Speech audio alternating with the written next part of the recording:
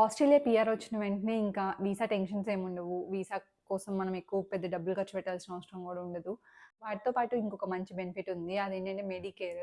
జనరల్‌గా స్టూడెంట్స్ గానీ, ఎంప్లాయీస్ గానీ వస్తారు గదా ఇక్కడికి. వాళ్ళు ఇన్స్యూరెన్స్ కంపల్సరీ తీసుకోవాలి.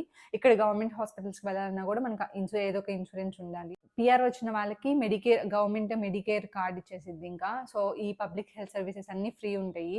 సో, మేమైతే పీఆర్ వచ్చిన వెంటనే చేసిన ఫస్ట్ పని మెడికేర్ అప్లై చేయడం. సో, అంతకుముందు మాకున్న ఇన్స్యూరెన్స్ క్యాన్సిల్ చేయించేసాము. ఫస్ట్ అప్రూవ్ అయిద్ది. తర్వాత మనకి వాళ్ళు కొరియర్ చేస్తారు కార్డు. సో, ఇలా మనకి కొరియర్ పంపిస్తారు ఆ మెడికేర్‌ది. సో, దీంట్లో కార్డ్ గూడా ఉంది చూయిస్తాను.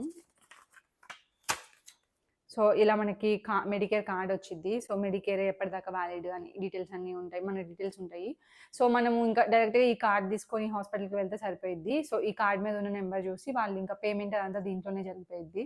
మనము ఎక్స్‌ట్రాగా మనం మనీ ఏం కట్టాల్సిన పని ఉండదు. అండ్ కొన్నిటికి మళ్ళీ మనమే కట్టుకోవాల్సి వచ్చిద్ది. అంబులెన్స్ సర్వీసెస్ లేదంటే ఏదైనా డెంటల్ గానీ, ఐస్ కానీ సో, ఇట్లాంటి కొన్ని ఉన్నాయి. వాటికైతే ఇది పనిచేయదు. సో, అలా కాకుండా నార్మల్‌గా ఉండే వాటన్నిటికి మెడికేర్ పనిచేసిద్ది.